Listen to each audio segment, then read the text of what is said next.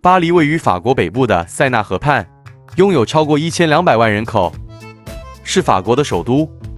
位在法兰西岛的心脏地带。巴黎在启蒙时代获得了光明之城美名，许多宏观前卫的想法都在这个时期诞生，而这股光明从未暗淡。如今每年吸引着4200万游客前来造访，使巴黎成为全世界游客人数最多的城市。搭乘地铁、计程车或骑单车都能轻松探索巴黎，但若想细细品味巴黎，最好的方法还是步行。巴黎各个景点彼此都相距不远，在前往下个景点的路上，就像走在风景明信片之中一般的享受。拉德芳斯区是巴黎的核心区域，这个现代化的商业区充满了光明与艺术气息，证明巴黎人即使在工作中也不忘享受生活。从极具未来感的新凯旋门出发，跟住9.66公里长的巴黎历史轴线重回法国过去的辉煌年代。拿破仑所建的凯旋门，微微矗立于戴高乐广场中心，从凯旋门顶可居高眺望呈心形放射的12条大道。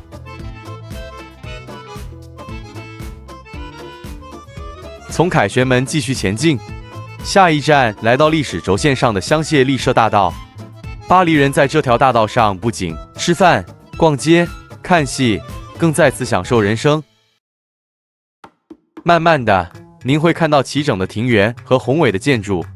在香榭丽舍大道尾端，便是巴黎最大的广场——协和广场。再散步一小段路，眼前就是世界上最伟大的艺术宝藏——罗浮宫。罗浮宫在14世纪时曾是一座宫殿，如今则是全球参观人数最多的美术馆，馆中珍藏超过35000件艺术品，其中最为人熟知的就是蒙娜丽莎和米罗的维纳斯像。但请注意，这里收藏太多珍贵的艺术品和古董馆藏，不可能在短短1天就全部看完。距离罗浮宫不远的庞毕度中心，展示全欧洲馆藏数量最多的现代艺术作品。对于这建筑的极端设计，究竟是出自疯子还是天才之手，巴黎人至今仍争论不休。西堤岛是塞纳河中的一座天然岛屿，岛上坐落着知名的圣母院。圣母院建于1345年，这栋哥德式伟大建筑和它的飞浮壁、滴水石兽，在法国历史和文学上都扮演了举足轻重的角色。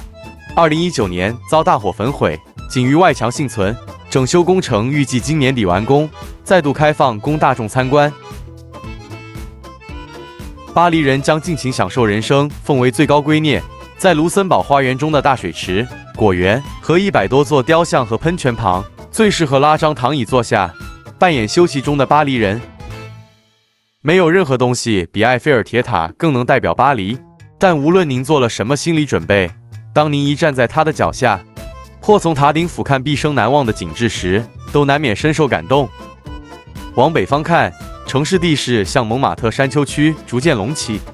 这里曾是巴黎的艺术中心。毕卡索、达利和梵谷都曾居住在这蜿蜒的街道和狭窄巷弄间。在这里，您可以尽情探索独一无二的巴黎时光，即使迷点小路也无妨。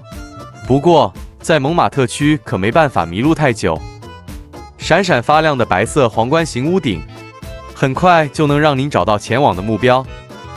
把熙攘的都市喧嚣抛在脑后，走进佩尔拉雪兹公墓的大门。在这一片只有鸟鸣和自省的宁静世界里，向吉姆·莫里森和奥斯卡·王尔德以及其他长眠于巴黎的世界伟人们致敬。以前要从巴黎市中心坐1天车才能到达的凡尔赛宫，如今只要坐半小时电动火车就能抵达。无论您是贵为一国之首，还是一般的背包客，这座宏伟壮丽的17世纪城堡总会敞开大门欢迎您。塞纳河自巴黎的心脏地带流过，自然地将巴黎划分为著名的左岸和右岸。在河上的37座桥梁之中，以亚历山大3世桥的建筑最为华丽，而从艺术桥则能欣赏到这座城市最美丽的景色。艺术家和摄影师们齐聚在此，捕捉光影之美。恋人们在栏杆上挂上锁头，唐福在说：“这里是巴黎，现在我们也是巴黎的一份子。2024年的夏季奥运会即将结束，巴黎也将于11月份恢复原貌。红叶也将为巴黎带来秋季的一抹彩妆，希望你也一同来迎接巴黎不同的韵味吧。”